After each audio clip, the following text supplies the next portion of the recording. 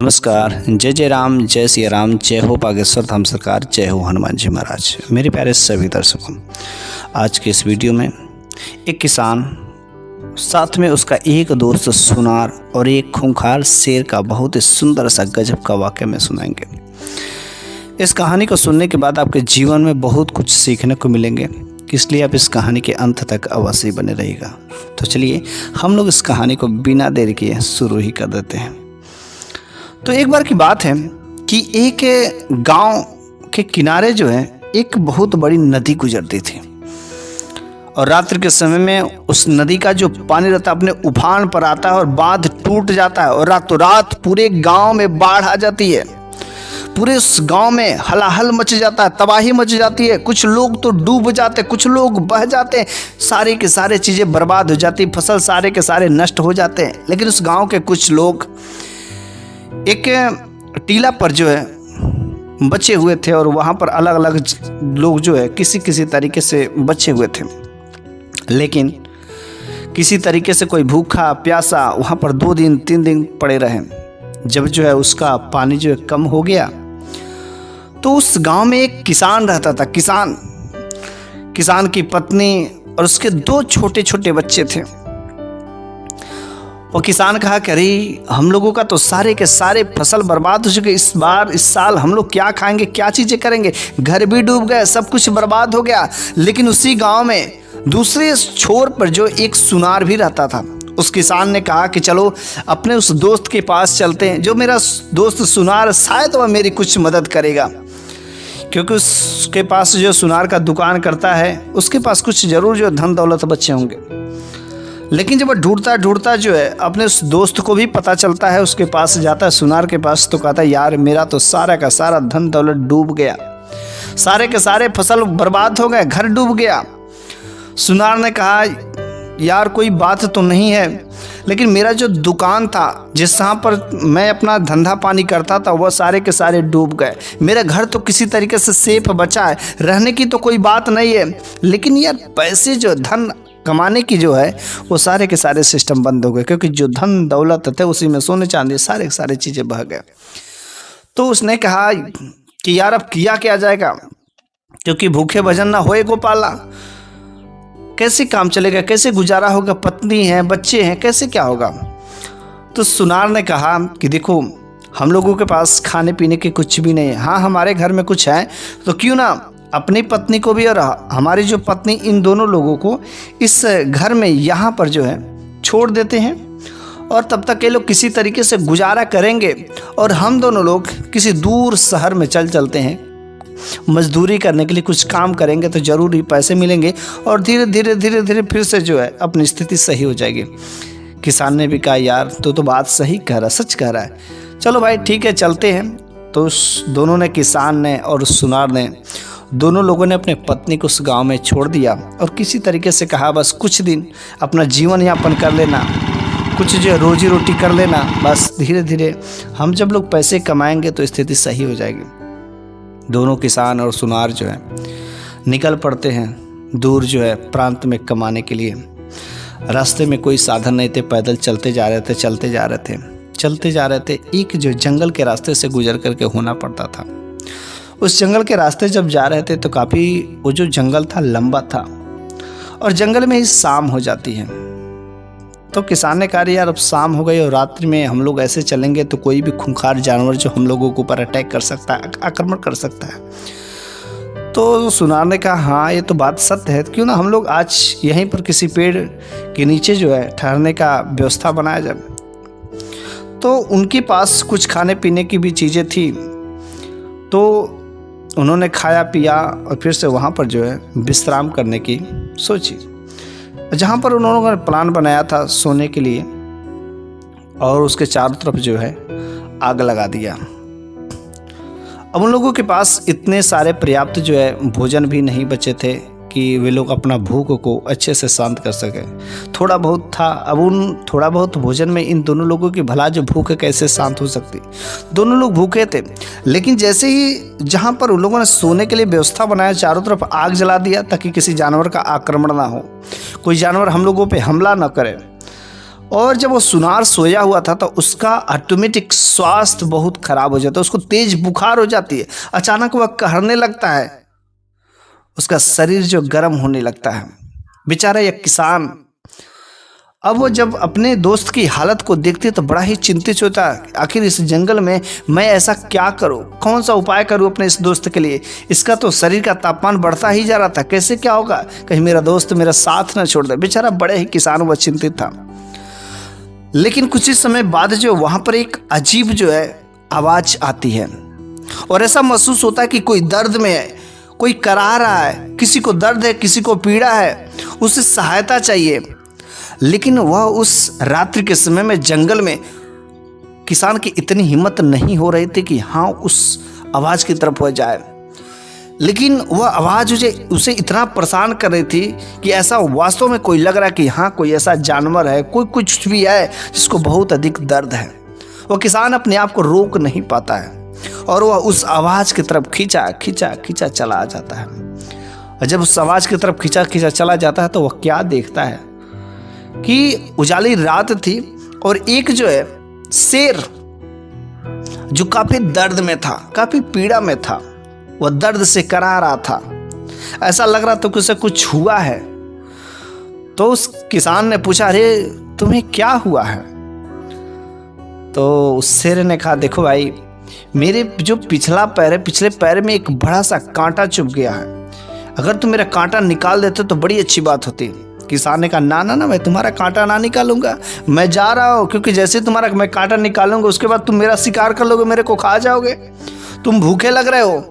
उसने कहा, नहीं भाई हम तुमसे वादा करते हैं, प्रॉमिस करते हैं कि मैं तुमको कुछ नहीं नुकसान पहुंचाऊंगा, जो तुम्हें चाहिए मैं सारे के सारे सब चीज़ें दूंगा, बस मेरा शरीर का जो पिछला पैर में कांटा चुभा बस कांटा निकाल दो। वह शेर जो गिड़गिड़ाने लगता है, विनती करने लगता है। वह किसान घूम करके आता है, कहता है कि नहीं मैं तुम्हारी सहायता बिल्कुल नहीं कर सकता, क्योंकि तुम एक दरिंदा जानवर हो, खूंखार हो, तुम मुझ पर आक्रमण कर सकते हो, नहीं मैं बिल्कुल ऐसा काम नहीं कर सकता हूँ। वह शेर गिड़गिड़ाने लगता और इधर जो बार बार एक घूम करके आ रहा था किसान, लेकिन किसान का दिल मान नहीं रहा था। किसान का दिल बार बार कह रहा था कि अरे यार तुम उसकी बचत कर दो, बचाव दो, उसके कांटे निकाल दो, उसके जख्म को सही कर दो, तुम कर सकते हो। वह शायद सही कह रहा है। और आखिर वह किसान जो भगवान का नाम लेकर के कहता है कि हे भगवान, मैं जो तेरे बनाए हुए इस जाति पर बस मैं इसकी सहायता करने जा रहा हूँ। मैं तो बस यही जानता हूँ कि अगर किसी प्राणी की मैं सेवा करता तो मैं समझूंगा भगवान की सेवा कर रहा हूँ।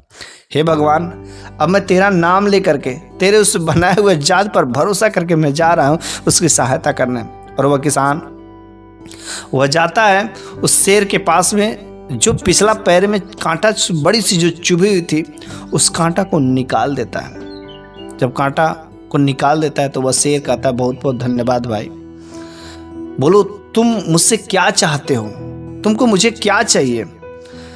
तो किसान ने कहा, देखो हम लोग जो है काफ़ी भूखे हैं, हम लोगों को बहुत ज़ोर से भूख लगे, लेकिन जो है ये मेरा दोस्त है ना, उसका तबीयत बहुत ख़राब है, उसको काफ़ी तेज बुखार है। तो उस शेर ने कहा, बस इतनी सी बात है। उसने कहा, तुम्हें इतनी सी बात लग रही है, तुम भोजन कहाँ से दोगे, हम लोगों के लिए भोजन कहाँ से दोगे। उस शेर ने कहा, घबराओ नहीं, मेरे पास सारे के सारे चीज़ें व्यवस्था है। पिछले दिन 2 शिकारी आए थे और दोनों शिकारी ने हमारे ऊपर आक्रमण किया, लेकिन उन लोगों का आक्रमण जो असफल हो गया और मैं उन दोनों को अटैक करके मार दिया, उनका ही शिकार कर लिया। लेकिन वे लोग अपने साथ में कुछ सामान लेते, कुछ खाने पीने की चीज़ें, वो अभी भी सेफ है, चलो मैं उस सामान को मैं तुम्हें दे देता हूँ, तुम खा लेना। और अपने दोस्त का, जो तुम्हारा दोस्त सुनार है ना, उसकी जो हालत ख़राब है, तबीयत ख़राब है, उसके लिए मैं कुछ जड़ी बूटी में बताऊँगा, उस जड़ी बूटी को बस तुम पानी में घोल के पिला देना। कैसा भी दुख दर्द रहेगा, कोई भी बीमारी रहेगा, अनहोनी जो बीमारी है वो सारे के सारे दर्द ठीक हो जाते हैं। क्योंकि हम सभी जानवर अक्सर हम लोग यही करते हैं, क्योंकि हम लोगों का भी तो तबीयत खराब होता है, बस हम लोग उस जड़ी बूटी को, उस पौधे को जाकर के सूंघ लेते हैं, खा लेते हैं, खत्म हो जाता है। तो उसने कहा, अच्छा ऐसी बात है। वह शेर जो है ले जाता है और जितना भी उसके पास सामान रहता है उन सारे सामानों को उठा करके ले करके आता है। और फिर से शेर उसको उस जड़ी बूटी के भी बारे में ले जा करके दिखाता है, यही पौधा है, और ले जा करके अपने दोस्त को पिला देना। वह किसान उस जड़ी बूटी को लाता है और वहाँ से खाने पीने की जो सामान रहता है उसको भी लेकर के आता है। और जो है उसके साथ में जो है ना कुछ धन दौलत भी थे, कुछ सोने चांदी थे। वह किसान वहीं पर देखता है कि इसमें तो कुछ सोने चांदी भी है। उस शेर ने कहा हाँ भाई, उन लोगों के पास जो कुछ धन दौलत भी थे। और जब वो किसान देखता है कि उसमें जो कुछ कीमती हार भी, ऐसा लग रहा है कि कोई जो है राजा का, कोई रानी का जो है ये हार है, और इतना कीमती हार किसी राजघराने की है। चलो हम क्या करते हैं कि जो कीमती हार है ना, जिस भी राजा के पास में जो राजा है, जिस भी प्रांत के राजा, उनके पास में जा करके ये हार को मैं लौटा दूंगा। हो सके खुशी से वह कुछ मुझे दान देंगे, खुशी से कुछ मुझे इनाम दे सकते हैं, और नहीं देंगे तो क्या हुआ, भगवान तो मुझे देख रहा है ना, बस मैं अपने ईमानदारी का फल मैं अदा कर दूंगा। वो जो किसान उस सोने चांदी के जो कीमती हार थे उन सब हारों को लेकर के आता है अपने दोस्त के पास में, जहाँ पर उसका दोस्त बीमार पड़ा हुआ था। उसकी हालत बिल्कुल ही ख़राब थी, लेकिन जो जड़ी बूटी थी उसको कुछ अपने पास भी रखता है और कुछ जो है उसको जो पीस करके अपने दोस्त को पिलाता है। और जब वह दोस्त को पिला देता है, फिर से पिलाने के बाद वह भी, किसान भी बगल में सो जाता है, और पीछे जो है वहाँ पर वो जो धन दौलत थे, सोने चांदी थे, उसको रख देता है। इधर जब उसका सुनार का तबीयत बिल्कुल ही कुछ ही समय में ही ठीक हो जाता है, उसको ज़ोर से भूख लगती जाती है और वह उठ करके इधर उधर ढूंढ रहा होता है। लेकिन तब तक देखता है करी पास में एक झोला पड़ा हुआ, थैला पड़ा हुआ, और उस थैले को खोलता है तो देखता है उसमें भोजन भी है, लेकिन भोजन के साथ साथ उसमें सोने चांदी, कीमती हार भी, ज्वेलरी भी पड़े हुए हैं। वह सुनार जो देख करके अचंभित हो जाता है। सबसे पहले वह जितना भी भोजन था वो अपना पेट भरता है, भूख को शांत करता है, लेकिन उस सोने चांदी को देखने के बाद उसके मन में लालच आ जाता है और वह सोचता है कि क्यों ना हम इसको लेकर के भाग जाए यहीं से। और वास्तव में उस सुनार ने अपने उस दोस्त किसान को धोखा दे देता है और जितना भी उसके पास सोने चांदी, जो कीमती हार थे, उन सब हार को लेकर के भाग जाता है। जब सुबह किसान की नींद खुलती है तो अपना थैली जो रहता है, वो जो झोला रहता है, जो सोने चांदी के ज्वेलरी रहते हैं, हार रहता है, उन सब चीज़ों को ढूंढता है। फिर से अपने दोस्त को भी ढूंढता है तो दोस्त भी गायब, सोने चांदी भी गायब। उसको अब कुछ नहीं समझ आता है कि मेरा दोस्त तो बिल्कुल ही धोखेबाज निकला, दगाबाज निकला। वह पक्का ही अपने घर पर ही गया होगा या कहीं गया होगा। अब तो वह अपना कोठे महारानी अटर खड़ा करेगा। वह तो चोर है, वह तो मुझसे धोखा करके चला गया। बेचारा वह किसान बड़ा ही दुखी होता है। वह दुखी होते हुए भी कहता कि चलो ठीक है, भगवान की जैसी मर्जी, अगर भगवान यही कराना चाहते तो कोई बात नहीं, ले गया, अब मेरे भाग्य में जो रहेगा वही होगा। अब वो राजा के पास भी जाए तो कैसे जाए, क्योंकि अब उसके पास तो ना तो वे हार है ना कुछ, किस तरीके से राजा के पास हुआ है। लेकिन वह चलते चलते चलते वो उस राजा के सल्तनत में, उस राजा के राज्य में पहुंच जाते हैं। लेकिन जब राजा के राज्य में पहुंच जाते हैं तो एक खबर उसमें बहुत फैली हुई थी कि जो राजा की रानी है ना, उनका जो स्वास्थ्य, तबीयत काफ़ी दिनों से खराब हुआ है और एक से बड़े बड़े वैद्य हकीम आ रहे हैं, दवा कर रहे हैं, हर तरीके का लोग जो अपना अपना इलाज कर रहे हैं, लेकिन किसी का भी कोई इलाज सफल नहीं हो रहा है।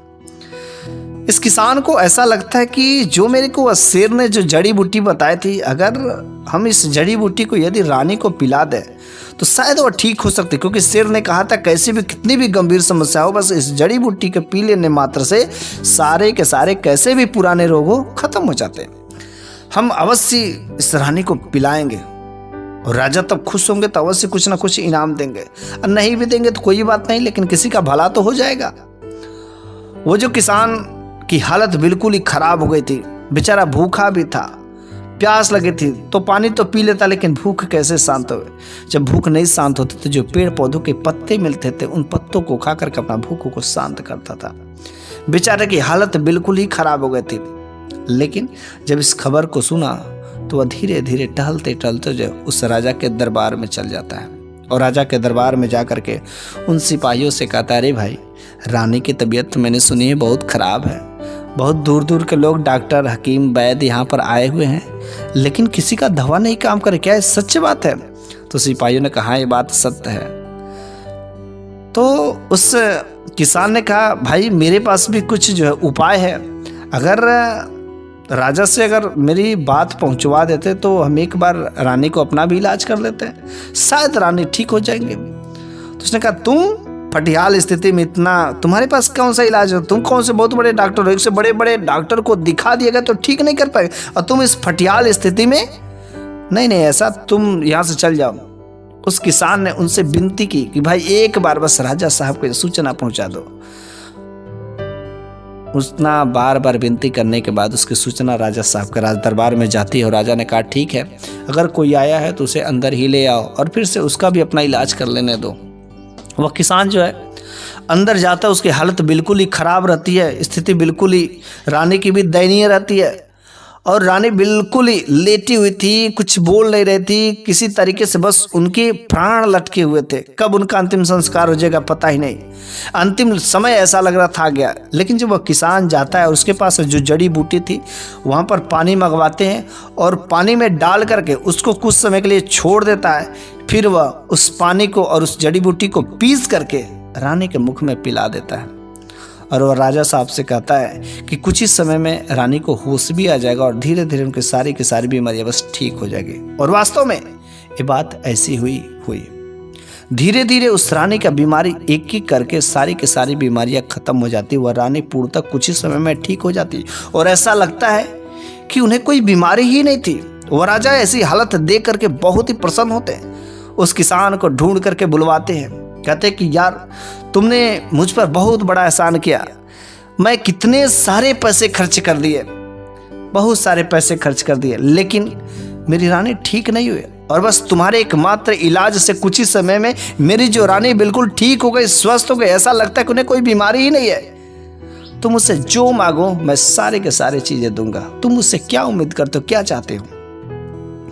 तो उस किसान ने कहा राजा साहब मुझे कुछ चाहिए तो नहीं, लेकिन मैं आपसे कुछ कहना चाहता हूँ, अगर आपको मेरी बातों पर भरोसा होगा तो अवश्य इस काम को करिएगा, मेरे को कुछ नहीं चाहिए। तो उस राजा ने कहा बोलो तुम क्या कहना चाहते हो?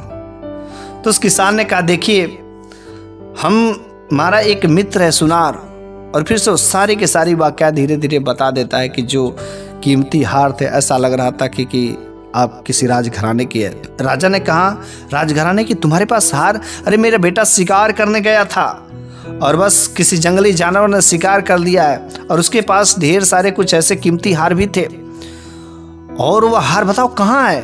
बस उस किसान ने उस सुनार के बारे में एड्रेस बता दिया और वास्तव में सिपाही गए ढूंढ करके उस सुनार को लेकर के आते हैं और उस सुनार के पास वे कीमती हार भी थे। उस राजा ने कहा यार तुम ये इस चोरी के बारे में कैसे सोच सकते हो? और राजा ने उसको जेल खाने में डलवा दिया।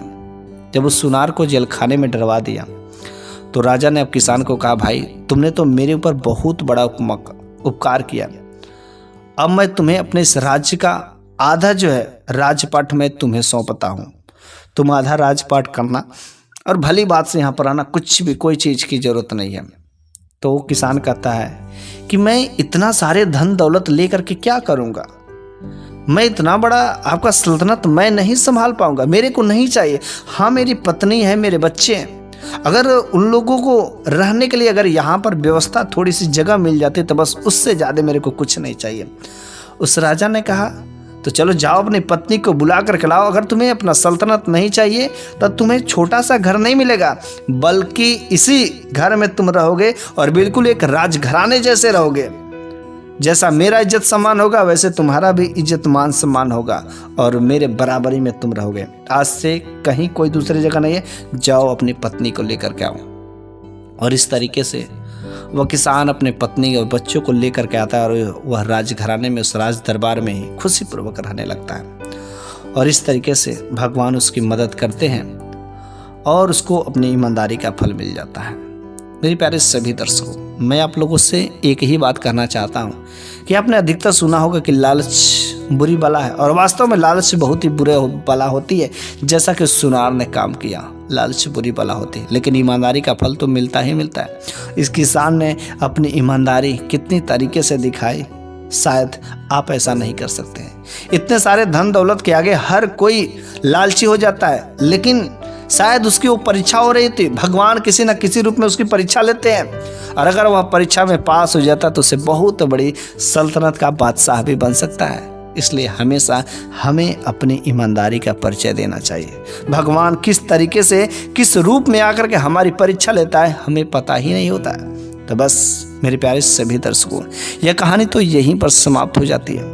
लेकिन मुझे पूरा विश्वास है कि आपको ये कहानी अच्छी लगी होगी, कुछ ना कुछ सीखने की भी मिले होगी। तो इसलिए आप कमेंट बॉक्स में आप अपनी राय जरूर दीजिएगा, या जय जय राम, जय सिया राम, जय हो बागेश्वर धाम सरकार जरूर लिखेगा। मैं अगले वीडियो में एक शानदार ज़बरदस्त कहानी के साथ में लेकर के हाजिर होऊंगा।